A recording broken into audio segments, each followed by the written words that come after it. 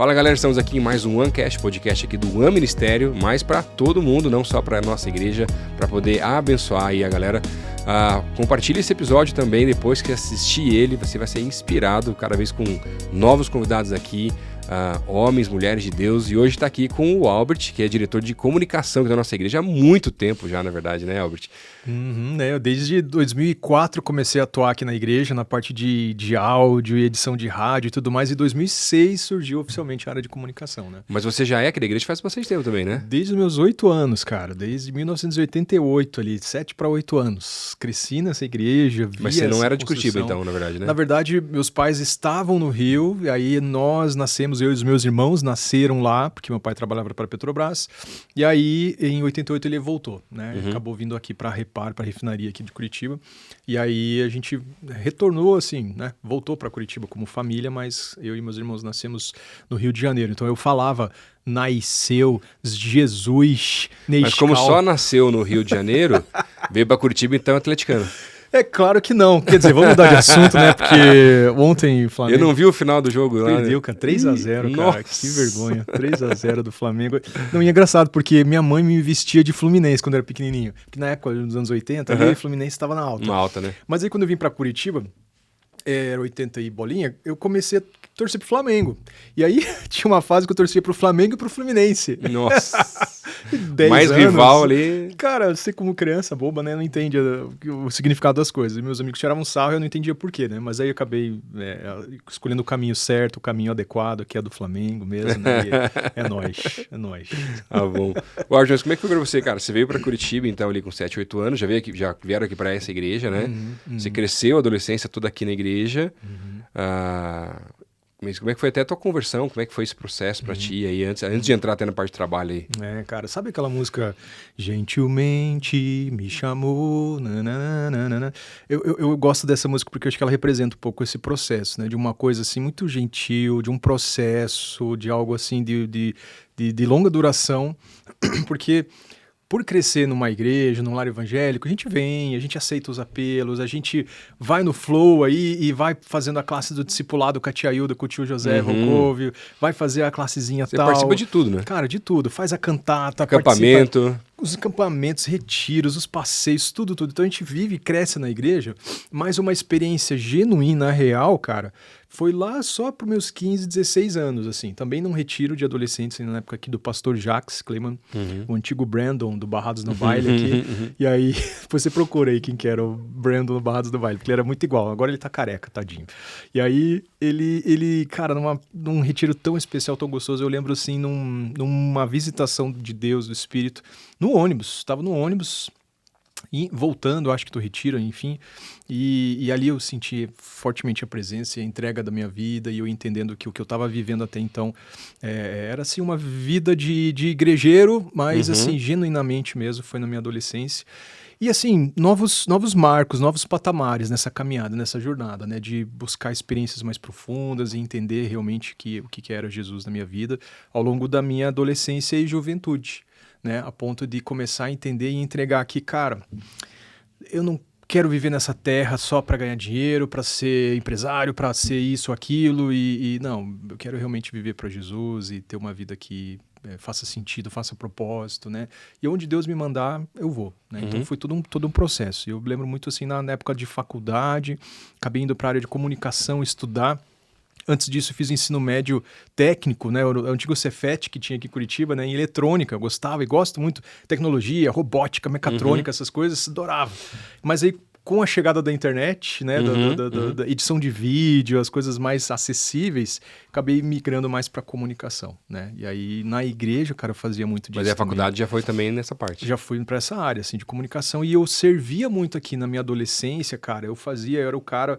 da multimídia, que na época era o retroprojetor, tá? Não é projetor, é o retroprojetor. Pra quem não sabe o que é, pesquisa depois também, mas não é uma tarefa tão fácil quando você tem músicas muito longas. Você coloca ao contrário, aparece diferente lá, cara, tem todo um negócio era ali. Horrível. Você vai puxando, o povo fica bravo, que você puxou muito rápido. Nossa, aí você tinha que escrever as músicas. Fiz muito já. E aquela letra horrível, corrigir, e aí você tinha que caprichar. Canetinha de CD, né? Cara, mudou a música, aí você fica procurando aquela pilha de transparências, a bendita transparência, e onde é que tava a música, e daí terminava a música e você achava a transparência. adolescência lá, já tinha passado tudo. Então era a nossa união de adolescentes aqui, cara. Meu Deus, que naftalina aqui agora, cara. Era o nosso retroprojetor. Então era esse carinha da pasta de músicas ali, fui me envolvendo com os adolescentes, apoiando, fazíamos teatros, esquetes e um monte de coisa assim legal.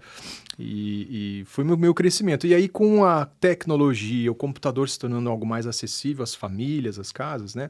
A democratização do vídeo, comecei a servir também criando as artes dos acampamentos, dos eventos, editando videozinhos. E sempre voluntário.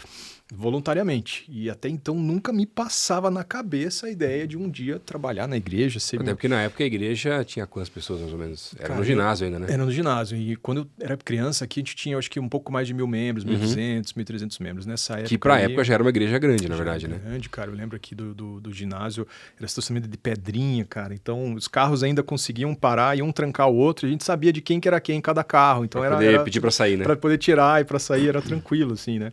E eu servindo como voluntário, mas nem tinha ideia, não imaginava. Eu lembro de, na época, assim, já na minha juventude, faculdade, trocar mensagem com o Paulinho no Messenger, falando, ou no ICQ, não lembro, falando sobre, poxa, que benção, que legal se eu pudesse ter mais tempo ou atuar com isso, né, assim, mas, sinceramente, cara, eu pensava, não, eu não quero trabalhar na igreja, eu não quero viver essa vida de perrengue, de dificuldade, esse estereótipo, né, da vida de um pastor, de um missionário, que é sempre tudo muito difícil, tudo muito sofrido, e eu falava, não, eu não quero isso pra mim. Não é pra mim, né? Não, eu pensava de jeito nenhum. Mas foi tudo um tratar de Deus, foi tudo um mover, um movimento, algo que culminou lá no fim de faculdade. Eu já estava atuando. Trabalhei com muito freelance, muita pastinha embaixo do braço, vendendo serviços de 3D, animação gráfica e tal, internet. E aí, estava numa agência de internet, assim, no começo da agência de internet, quando eu estava saindo para uma produtora de vídeo que o pastor Pascoal me chamou. Acho que ele ficou sabendo lá de um projeto que eu tinha feito na faculdade. Meu TCC foi em cima de uma organização missionária dos jovens da igreja aqui. E aí foi tudo plano de marketing, peça e tudo mais. Chamava Missionários da Esperança. E aí convenci meus colegas até da faculdade a entrar junto na equipe, a fazer todo o trabalho, né, de fim de curso ali. E foi um negócio muito legal. E aí, não sei, Pascoal, acho que já com essa visão que ele tem, né? Um cara visionário. Naquela época já tinha sempre pra frente, né? Cara, 2002, 2003 ali, porque a igreja estava entrando forte no rádio aqui na cidade. E até então, a igreja já teve alguns contatos com programa de TVs, né? Algumas coisas assim, experimentais. Mas aí, em 2004, que ele me chamou. Né, chamou na casa dele lá e, olha, eu queria que você viesse trabalhar na igreja, me ajudar aqui, comunicação e tal. Mas algo meio que experimental, assim, né? Não era nada ainda muito... Não chegava a ser uma proposta de verdade, assim. Era um teste. Era uma experiência, um risco, assim, porque... Eu fui saber depois, assim, mas o meu salário era pago com os recursos das vendas dos CDs, das mensagens, né? Você que talvez aí que não sabia, né? Mas antigamente as pessoas compravam cópia da mensagem para escutar depois no carro, né? Com a fita cassete. Eu lembro de ter pego o finalzinho das fitas cassete aqui, mas uma foi pro CD. Aí já mudamos pro CD. Aqueles case gigantes para gravar vários ao mesmo tempo, no final do culto tá pronto. Exatamente. Nossa. Aquela torre enorme, e aí a gente corria com a edição e botava as mídias lá e ia entregando os CDzinhos pro pessoal para levar para casa. E aí logo já começamos a implementar os DVDs também, que o pessoal levava em vídeo. E aí já fui montando uma marca lá do Dia a Dia com Deus, fazendo um site para vender em MP3, cara. As pessoas compravam MP3 das mensagens bíblicas pela internet. Isso também em 2004, 2005. Acabou se tornando um braço da área de ação social da igreja na época, né? E aí, era aí meio que isso que pagava, né, o meu salário. Eu acompanhava muito o pastor Pascoal, tia Cleusa, nos eventos, congressos. A gente ficava lá imprimindo os CDs na impressora, duplicando, entregando lá pro pessoal nas feiras, nos congressos, assim. Então foi um início bem Mas ele já tinha até uns packs, uns cases, assim, de série de mensagens quase também já, né? Então... Total, cara. Nossa, a gente fazia umas embalagens, fazia umas caixinhas, tentava desenvolver os produtos, né? Daí, então eu trazia esse know-how um pouco da comunicação, do marketing e tal, para fazer umas artes legais, bacanas, assim, e não só físico, mas também no online. Né? E aí isso acabou gerando uma força e deu um braço interessante para levar recursos para a ação social da igreja, assim, que depois ampliou até para outros projetos lá, cerâmica, adesivo, a livraria da igreja, tudo isso Na assim, época, né, acabou que tinha também, né? ajudando a desenvolver mais. Assim, E né? aí parou, na verdade, com a questão da internet mesmo avançando, né? Exatamente. Daí o CD caiu, né, o uso e com a facilidade que você tem já do streaming, daí a gente já em 2005 para 2006, eu lembro dos primeiros testes ali com alguns voluntários, irmãos nossos aqui, que montavam lá o computador, placa de captura e tal, e a gente começou a botar lá a transmissão online dos cultos, né? E aí, nossa, que legal, 26 pessoas assistindo, cara, que legal, 40, 76, 150, e aí foi, né, de 2005 para em diante, essa jornada toda do streaming, da transmissão dos cultos pela internet. Mas falando aqui, eu lembro das broncas que às vezes eu levava do pastor Pascoal, porque eu ficava ali fazendo os CDs e tal, mas eu sempre estava ali fazendo o videozinho do retiro dos adolescentes, o vídeo do retiro não sei o quê, o material lá dos jovens, o material não sei o quê das mulheres e tal. Então, eu gostava de atender e ajudar, fazer, né, essas outras frentes, né, dos ministérios aqui, só que saíam do escopo do meu trabalho, né? E aí o Pascoal, você tem que focar, cuidado, tal, olha o tempo, não sei o quê. Eu falei, tá bom, pastor, perdão, tal, desculpa e tal. Mas aí em 2006 houve uma reforma do Estatuto da Igreja, né? E aí áreas ministeriais novas surgiram, inclusive a comunicação, né? E aí veio o convite, agora você vai tocar uma área ministerial. Né? Eu falei, meu Deus, e agora? Sério. Porque era só você também, né? Só eu, cara, era eu, de metade de uma mesinha, assim, na sala da secretária do pastor. Naquele lá, primeiro andar, né, no térreo, na verdade, no que tinha aquelas... Lá no térreo aqui, quem não conhece aqui, já tá tudo diferente, né? Mas era um espacinho no térreo do nosso prédio, e ali que eu dividia esse espaço, meu trabalho. E daí, em 2006, eu consegui o apoio de 1/3 da Tânia. A Tânia, né, uma secretária da igreja na época, fazia agenda, almoxarifado, um monte de coisa, e um pedacinho do tempo ela me ajudava com algumas coisas do ministério. E foi o começo, assim, né? Daí a gente foi brigando, batalhando para ter estagiários, né? Aumentar a equipe, tudo poder um pouco, atender né? a demanda, que agora era a igreja toda que a gente estava atendendo, né? No começo ali, mas sempre muito no voluntariado, organizando os times de vídeo, né? De som na época, iluminação, né? Eu lembro de ter feito um projeto, assim, o Pascoal pediu para eu sonhar, para, né, ter um sonho da área de comunicação. Então eu fiz meio que um outro TCC, assim, sobre como que eu imaginava que seria uma área de comunicação. Estruturar e desenhar a área de comunicação. Para tanto o que a igreja precisava, o que estava acontecendo e talvez o que poderíamos desenvolver. Almejar, né? Chegar em lugares novos. Exatamente. E aí montei as coordenadorias todas. De vídeo, iluminação, telão, projetor, parte histórica, as duplicações das mensagens e tal. E é curioso que às vezes a gente não prevê algumas coisas tão óbvias ou evidentes, né? Como a área de fotografia. A fotografia veio depois, surgiu depois, né? E tem coisas que não foram previstas na época, mas que são novas hoje em dia. Por exemplo, redes sociais, coisa assim, é tudo muito mais recente, na verdade, né? Exatamente, cara, exatamente. Eu lembro que essa foi uma onda que a gente demorou um pouco mais para surfar, assim, para entrar. Eu lembro que a gente estava presente, mas não éramos, assim, tão intencionais, proativos, assim, né? tão proativos. A gente sempre olhou muito pro fortalecer os ministérios, fortalecer os projetos, os trabalhos, as áreas aqui todas da igreja. E esse olhar mais para fora, assim, começou um pouco mais recentemente. Porque até então a gente fazia as transmissões, tinha as cópias das mensagens e tal. Mas é uma história recente aí de 2000, um pouquinho antes da pandemia, talvez 17, 16, 18 em diante, assim. Né? Que aí que a gente mergulhou mais. Entrou mais fundo, né? Nessa frente. E qual para você, Albert, qual que são os maiores desafios da igreja, a igreja agora não local a nós, mas como igreja como um todo, né, pela face da terra, para essa parte de comunicação?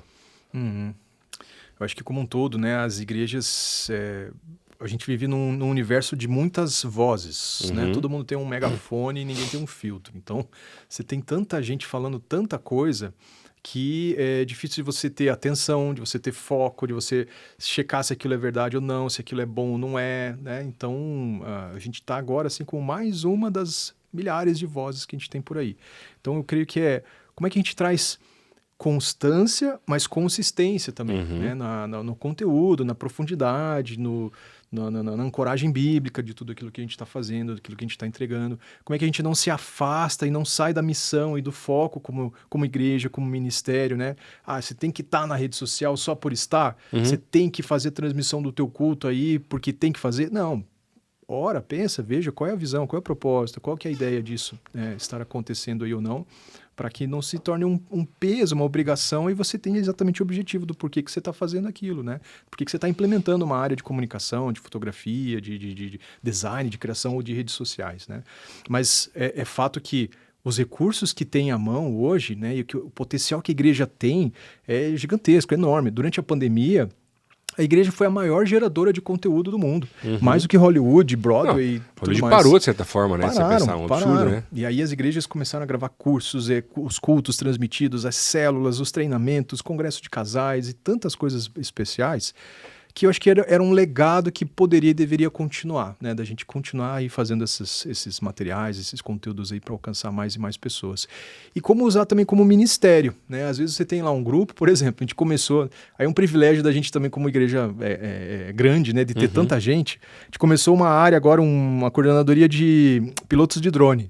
Então agora a gente tem um time de drone que faz imagens aéreas, começou aí já uns 2 domingos, né? E a gente entra com imagens aéreas antes de começar o culto e tal. Mas vai ter corrida também, não? Opa, não sei se vai chegar corrida aí, cara, mas é uma ideia legal. E aí, cara, já pintou assim 6, 7 caras ali que tem drone, que estão aqui na estrutura e que poderiam já oferecer numa escala, né, o seu servir, mas o propósito é esse, poxa, de estar junto, de vir aqui, da gente orar, de tomar um café antes de começar o culto, de compartilhar a vida. Não é só o trabalho, né? Não é só porque está ali cumprido uma tabela, né? Então é o servir e o cumprir o seu propósito, né, diante de Deus, mediante a entrega da sua vida ali a Jesus, usando um dom, um talento, um recurso que ele tem à mão, né? E aí o objetivo nosso é encorajar, instigar quem está em casa, às vezes lá, não, eu vou assistir pela TV, vou assistir pela internet aqui. Cara, às vezes você vendo as imagens da igreja, o pessoal chegando, o pessoal saindo ali, a gente poder falar, olha, tem os estacionamentos aqui, você pode chegar e tal. Então a gente quer encorajar as pessoas a estarem aqui presencialmente também, que é um outro desafio, um outro... E assim, uma coisa não anula a outra também, na verdade, né? Não é porque tem a transmissão que, então o povo não vai vir para a igreja mais e tal. Porque ele, na verdade, ele é um benefício, porque às vezes, cara, você não tá legal, você tá doente, Exatamente. você tá viajando, você tem alguma situação Exatamente. que nada troca o presencial, né? Você tá ali como igreja reunida realmente. Sim. Mas ter a transmissão para várias situações que as pessoas estão precisando disso é uma bênção, na verdade, né? Sim, não, total. É que ela é um negócio assim uma faca de 2 gumes, porque é bênção nisso tudo que você falou para as pessoas que estão às vezes impossibilitadas, mas a gente tem que tomar muito cuidado, né? Você que está ouvindo, faça esse exercício assim de cuidado, a gente tende ao comodismo, ao que é mais fácil, ao que é o status quo, ao que é mais tranquilo para você. Então é fácil você ficar em casa, ligar a TV, lá o celular e assistir o culto em casa, de boa. Mas até tem um negócio, né? O cara tá em casa, ele poderia vir, mas ele ficou em casa. Agora, você que tá ouvindo esse podcast pensa, tá, eu tô em casa, mas eu tô concentrado? Eu tô prestando culto? Normalmente não, porque é as crianças correndo, é o celular ali que você tá mexendo e tal, então não é igual, né? Não é, cara, não é. E aí, por não estar aqui, você perde aquela coisa de cruzar com o irmão no corredor, de pintar uma ideia ali, de um churrasco, de um evento, de se condoer por um irmão que está passando uma dificuldade. O espontâneo de estar na presença aqui, né, junto com os irmãos, é algo que às vezes você não tem como botar na transmissão, não tem como botar no online, na TV, o que for. Então, a gente entende, assim, esses 2 parâmetros aí importantes. Então, vença aí, né? Eu tô falando isso, pessoal, vença essa preguiça, essa tentação, né? Venha participar ou da igreja onde você faz parte, enfim, para você estar lá presente. Mas não deixe de usar o recurso, o pessoal da comunicação aí, porque, cara, às vezes é a bênção de alguém que precisa ouvir uma mensagem em meio à bagunça ali, ou porque alguém mandou um link, né? Eu nunca esqueço aqui de alguns e-mails. Tinha um pesquisador de uma estação na Antártida. Ele falando, olha, eu tô assistindo o culto de vocês aqui, cara. Bem legal, isso era nos anos 2000, alguma coisa. Você chegou lá, chegou em todos os continentes mesmo, cara, aí, né? Total. A gente tem alguns dashboards aqui, assim, parece assim, tem um mapa do mundo. Né? E aí, às vezes tem 1, 2 conexões lá de Oman, lá da Arábia Saudita, lá de uns países que a gente nem sabe o nome direito.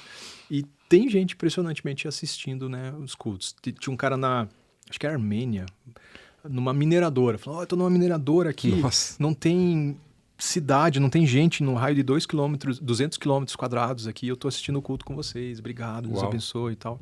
Falei, cara, que legal, legal. Então, eu acho que é um negócio que tá à mão, que tá à disposição. Por que não a gente colocar isso, né, a serviço do reino, né? Colocar isso diante de Deus. Mas eu acho que, cara, esses são alguns dos desafios, de como você ser relevante, de como você ser diferente também, né? Atraente, você precisa buscar a atenção das pessoas, despertar esse desejo, esse interesse delas clicarem no seu conteúdo, se engajarem, ouvirem e principalmente tomarem uma ação, né? Isso às vezes a gente esquece, né? Qual que vai ser a ação? É vir participar do culto, é se envolver numa célula, é começar um discipulado, é fazer um treinamento, é começar uma leitura bíblica, uma vida de oração, enfim, qual é a ação que você vai estar... A partir disso, né? Em função da tua iniciativa ministerial e de comunicação, né? E as pessoas precisam entrar nisso. Né? Sim. Agora, quando a gente fala de comunicação a partir de uma igreja, né? Ou de um ministério, existem alguns limites que tem muita gente que às vezes não percebe, na verdade, também, né? Ou até os propósitos. Então, eu tenho falado muito com os nossos pastores na juventude, que muitos eu estou num trabalho forte para fazê-los serem mais engajados nas suas redes sociais como plataforma de pregação do evangelho, né?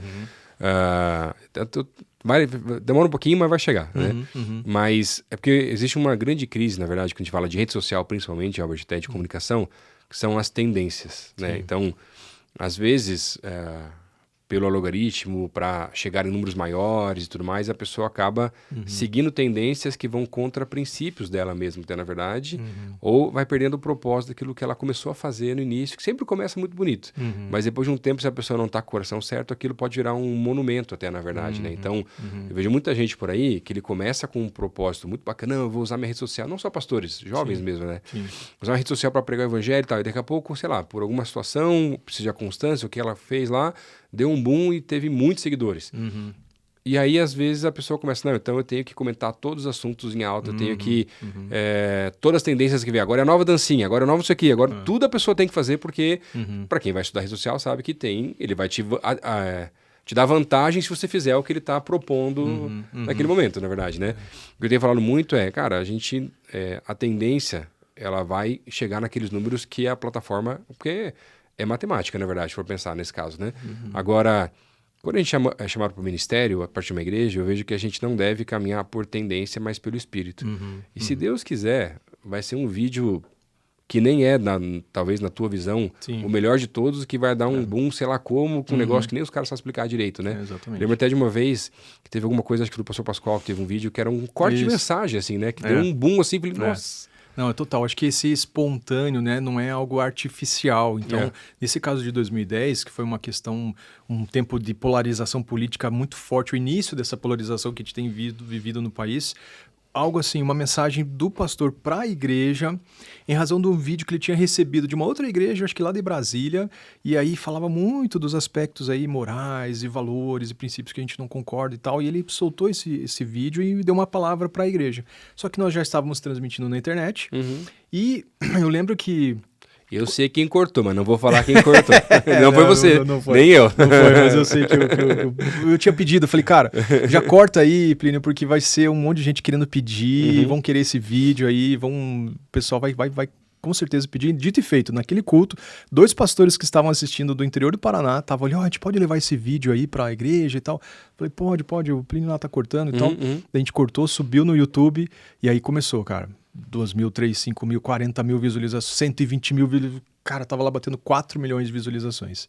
Aí o YouTube derrubou, aí já tinham replicado, a gente também subiu de novo, aí foi de novo para 4 milhões, e aí começou a se espalhar em vários canais, 1 milhão, 2 ali, 3 ali. Cara, tinha pessoas que duplicavam a mensagem em DVD, assim, 30, 50 mil DVDs, enchia no carro e saía distribuir os DVDs nas igrejas, nas associações. Tinha cantores gospel aí que abriam o show com o vídeo lá na tela, no telão, cara, projetando no meio do show. Então a repercussão foi tão grande, assim, de algo espontâneo, não foi algo programado. Não foi pensar, vamos fazer o vídeo para bombar. Não era nada disso, né? Nada, foi algo assim, uma palavra meio que para a igreja. Sim. E aí toda aquela pressão da mídia, da imprensa e tudo mais, mas enfim, foi algo que Mas ajudou. teve um outro mais recente agora, de Instagram dele também mesmo. No ano passado, um outro lá que deu uma bombada assim, e nem era assim, nossa, aquele que ele... Esse vai, né? Exatamente. Trechos, às vezes, alguns recortes de mensagens, assim, com uma fala tão profunda, tão abençoadora ali, que de repente bombam, né? E a gente às vezes não entende o porquê. Eu vi contas de adolescentes da nossa igreja aqui também que bombaram, cresceram bastante também. Então, eu acho que você tem que ter esse cuidado, esse olhar. Você estava falando, e é importante as pessoas terem essa visão. Primeiro de tudo, Rede social, gente, Instagram, Facebook, Twitter, whatever. Qualquer mais que chegar daqui a pouco, né? Isso, que agora mudou o nome, não é mais Twitter. São empresas, tá? E eles têm interesses econômicos e financeiros. Não é um negócio público, não é um negócio que tá interessado no que você bonzinho pensa. só. Cara, é uma empresa. É um negócio que quer dinheiro, clique, grana, ação, avanço. E segundo, você tem os aspectos que hoje é um problema sério, né? De quase que um vício, uma adição. Nossa, eu tenho que estar ali, eu quero ver, e eu fico lá perdendo horas antes de dormir, né? Viajando no feed ali. Então, tomar cuidado com esse olhar, até para as crianças, adolescentes, né? A gente está discutindo muito isso, o impacto da internet, das redes sociais, do celular na vida dos pequenininhos, assim, que já está virando um negócio sério, cara. Caso de lei federal na Holanda, é proibido levar celular para dentro da escola, né? Legisladores na Alemanha, Estados Unidos, falando que, não, internet, celular tinha que ser que nem bebida. E nesse caso a pandemia piorou mais ainda para essa geração nova, né? Demais, cara, demais. E aí você vê depressão, desânimo, sensação de solidez, solitude. Não sabe sociabilizar, né? Porque só fica na internet só, né? Total. E não é só criança, mas jovem, adulto, geral. Muita gente está vivendo isso tudo. Então, como que você pode fazer diferença nisso tudo, né? Como é que você pode ser uma luz, o sal, e não colaborar para que as pessoas fiquem mais ainda viciadas, né, nesse mundo. Então, eu acho legal quando vem uma postagem ali, ei, desliga esse celular e vai dormir, vai orar, vai ler a Bíblia, né? Então que você possa ser intencional nesse contracultura também, né? E aí a sabedoria que você falou, de não é seguir toda a trend que aparece aí, que você vai ter que ter lá reger a cartilha, né, do que tá rolando no momento, mas fazer a diferença, fazer um tempo de reflexão da pessoa parar e refletir, pensar, puxa, eu devia estar orando mais, né, ou lendo mais a Bíblia do que estar gastando meu tempo, minha vida, minha saúde aqui no celular. Às vezes coisas práticas, né, deixa o celular carregando no corredor, na cozinha, na sala, em outro lugar que não no quarto, né, eu acho que são algumas dicas práticas, assim, pra gente cuidar. E tem práticas de família, né, você chega lá, nas refeições, o celular fica na caixinha, não sei o que e tal. Tem coisas que são importantes hoje em dia, você pegar para fazer também é legal, né? Total, porque daí as pessoas vão perdendo esse contato dentro de casa, essa proximidade, a conversa, o olho no olho, né? O cuidado com as crianças, assim. Então, é o que nós pais, quem é pai, precisa tomar cuidado, porque seu filho absorve tudo, ele percebe tudo, é uma esponjinha. Se você fizer, ela vai fazer também, né? E aí você vê, o tempo todo tá com o celular na mão, o tempo todo tá lá no WhatsApp, senta na mesa, senta pra comer, vai fazer cozinha, vai sempre tá com o celular na mão, naturalmente teus filhos também vão querer. Teve até um jovem aqui na igreja que o filho dele chegou, papai, quando é que você vai largar o celular e vai ficar comigo? Dito e feito, e essa é uma realidade de muitas e muitas famílias, muitas casas, né, Lucas? Isso preocupa bastante, assim, cara, a ponto de... Associação de Pediatria, Associação de Médicos, OAB lá, o pessoal preocupado com questões de legislação por causa do impacto real, né? Você tem pediatra atendendo... Na formação, né? A criança no posto de saúde que não se comunicava direito, não conseguia falar, não conseguia conectar os olhos, assim, e não era um caso de uma criança de espectro autista ou nem nada disso. Aí a doutora foi fazer uma anamnese com os pais. Os pais, ele fica aí umas 8 horas, 10 horas no celular em casa e só come fandangos. Meu Deus. Como assim? Não, só come fandangos, que ele só gosta de salgadinho e celular. E aí a criança... Como é que vai? Imagina, né? A mesma coisa um pastor de adolescentes nosso aqui. Um aluno indo mal na escola, indo mal na igreja aqui também. Mesma coisa, jogando celular 8 horas por dia. Né? Indo mal nas provas, se afastando da família, porque estava lá mergulhado. Não parava, né? Então a gente tem que ter esse cuidado, assim, gente. Eu acho que quem tem aí, gosta e usa, é uma ferramenta poderosa, é algo que influencia, que impacta, assim, a vida de pessoas, mas que você possa usar com sabedoria, né? Com orientação de Deus, assim, para poder... Até porque, assim, por exemplo, né, tem gente que também tem outro lado, né? Porque a comunicação a partir de uma igreja, seja os cultos, programas, todos os conteúdos gerados, todos são abençoadores. Mas se a pessoa também fica consumindo isso daqui e de outro lugar o dia inteiro, mas não faz mais nada, também não vai adiantar nada, né? Ou então se ele vai substituir, não, então eu vou ouvir as pregações aqui que vieram no final de semana, o cara pode pegar. Ele vai ouvir de sexta, de sábado, de domingo, mais 2, não sei o que lá, 5 mensagens o cara ouviu em casa, no rádio, né, no celular, que seja lá e tal. Mas o tempo dele com Deus ele não tem mais. Também não adianta, não é assim. Tem gente que eu sei que o cara, ele prefere às vezes ouvir uma pregação do que ler a palavra. Falei, cara, mas aí você vai através de alguém que é uma bênção, que vai falar com você, mas você não vai direto na fonte. Você tipo, perde o privilégio de estar em tempo com Deus direto. Eu acho que você tem que dosar isso tudo, né? São ferramentas, são recursos. Então, você tem que dosar. Às vezes é gostoso quando Deus se revela e você ouve numa mensagem, numa pregação, uma confirmação ou alguma coisa que o Espírito Santo confirmou ali por causa de um pregador, né? Eu já vivi isso várias vezes. Nossa, como é bênção a reconhecer Deus falando através de uma mensagem. Mas, como você falou, você ter um tempo na Bíblia, ver um texto. Cara, que gostoso quando você lê um texto, você não entende nada. E aí, não faz sentido nenhum. Passa 3 dias, de repente... Uau, meu Deus, agora caiu a ficha, agora aconteceu isso, né? Ou você lê um texto e, de repente, era o texto que você precisava dar para alguma pessoa com quem você vai conversar ali uma semana depois, né? E aí essas disciplinas espirituais, essas práticas espirituais que às vezes a gente precisa saber dosar e não ficar só em uma frente só. E é benção, gente, um podcast como esse, a gente poder ouvir, botar lá pra... Né, você tá dirigindo, tá no trânsito, cara, maravilhoso. Cara, você tá rimindo o tempo, né? É tão gostoso, eu ouço muito ali o Craig Groeschel, o podcast Craig Groeschel sobre liderança, né? Cara, poderosíssimo, alguns insights, algum conteúdo. E aí, de novo, dosar, ter sabedoria, você não ficar lá o dia inteiro, a noite toda num Netflix, lá no Apple TV, não sei lá o que. É bacana, eu gosto também, às vezes eu assisto, mas tem que saber dosar, tem que saber cuidar, né? É que nem uma alimentação. Você não vai só tomar Coca-Cola e só comer coxinha. Você tem que ter salada, carne, proteína, verduras, legumes e tal. Se você for comer só salada, vai faltar nutriente, cara. Vai faltar vitamina para você. Né? Tem que tomar mais água, né? Eu que o diga. Cortar a coca aí para ajudar um pouquinho fica fácil. Nem me fale. Eu gosto muito de coca e tomo pouca água, cara. Então precisa dosar mudar. Com certeza mesmo, né? Dizem que para cada copo de coca tem que ser 7 de água hoje. Então você já prepara aí. Então eu tenho que andar com um galão do meu lado, cara, que...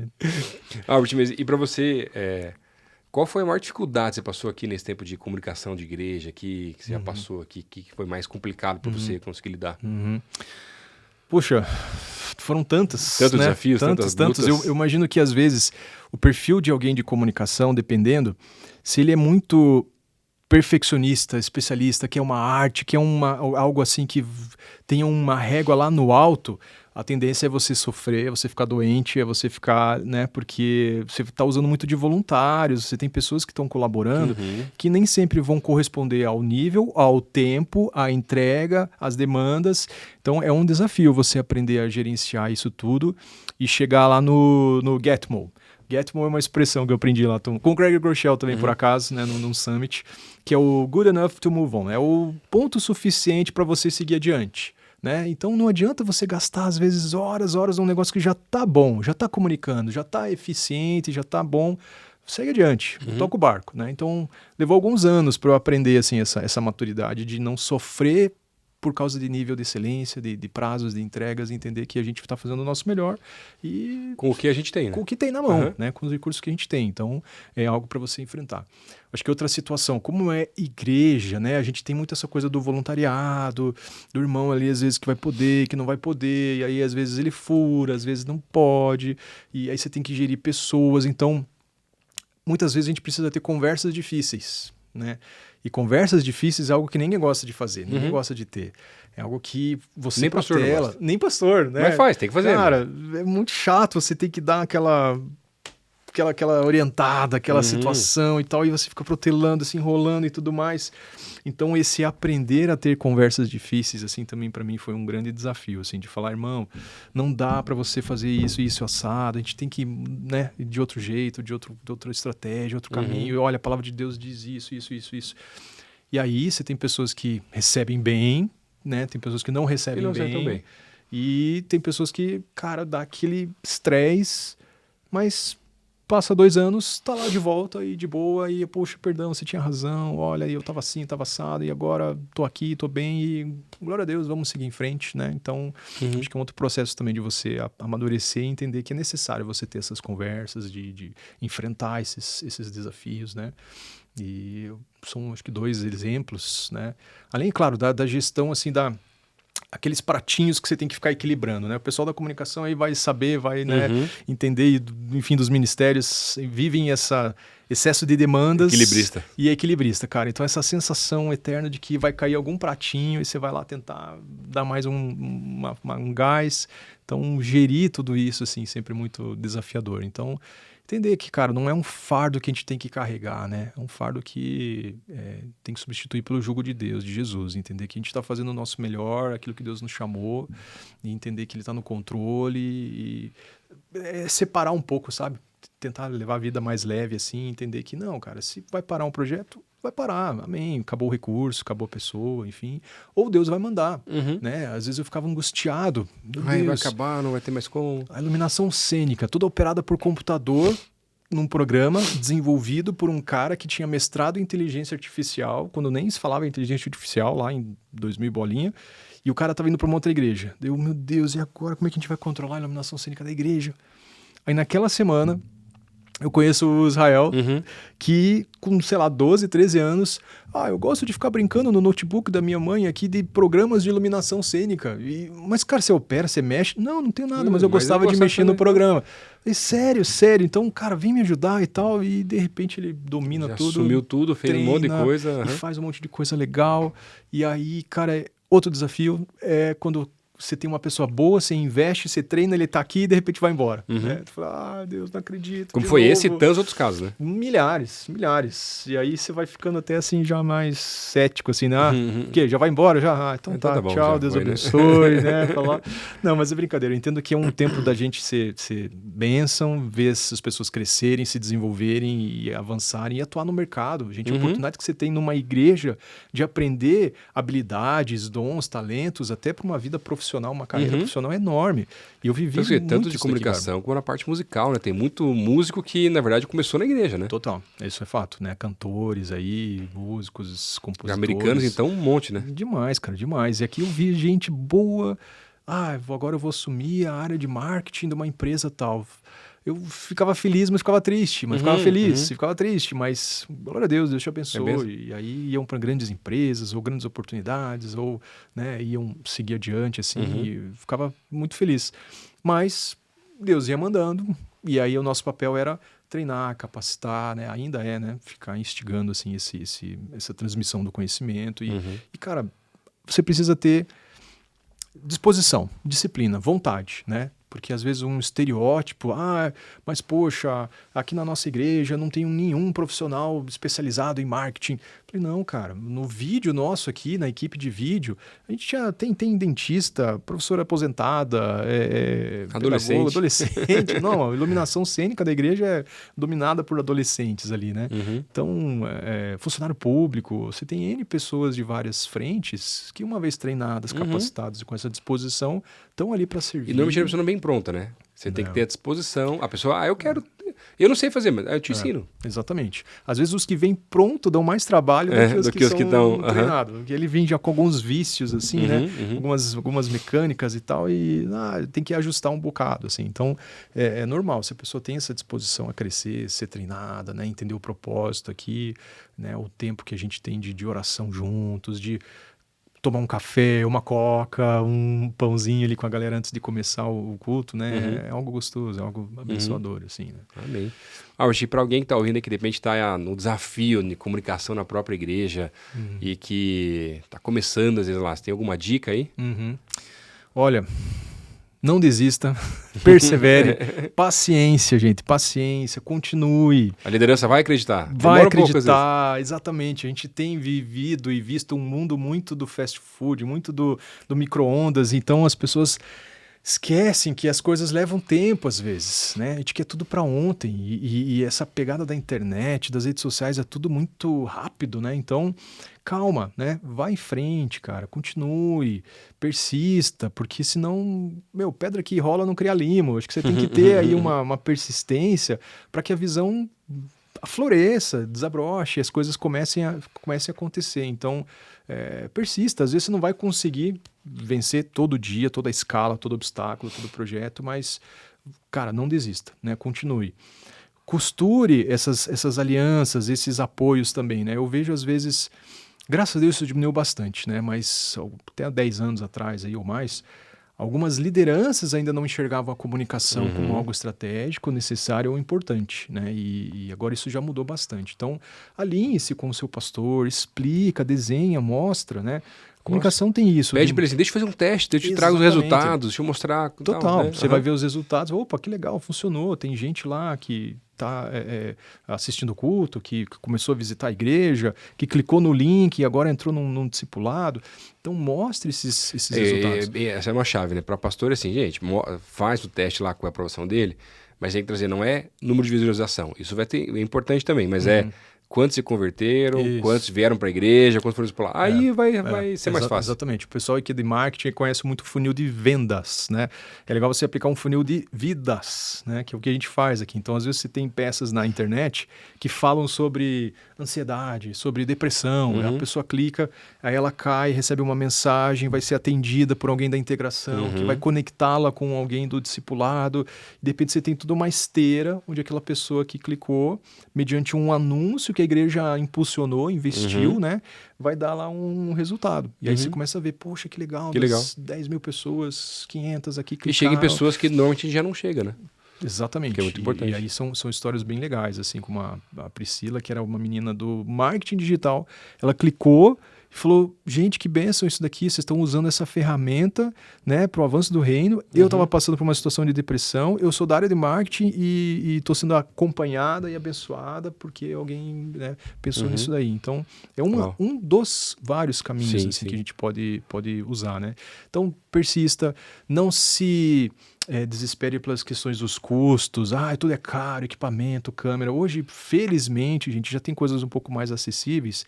E se você planejar, você apresentar um projeto, você trazendo os resultados, aos pouquinhos a igreja investe. Não vai ser a primeira linha no começo, mas devagarzinho, né? Não. Quem vem aqui na PIB, que lindo, que top, olha hoje em dia, mas não sabe, né? Meu Deus, gente. Os perrengues que a gente passou já. A gente dividia, rachava a câmera com um cara que trabalhava com formatura, casamento, filmando. Falava, ô Júlio, vamos comprar uma câmera, eu pago metade, você paga metade, daí você vem no culto aqui, a gente usa, né, na programação, você usa lá.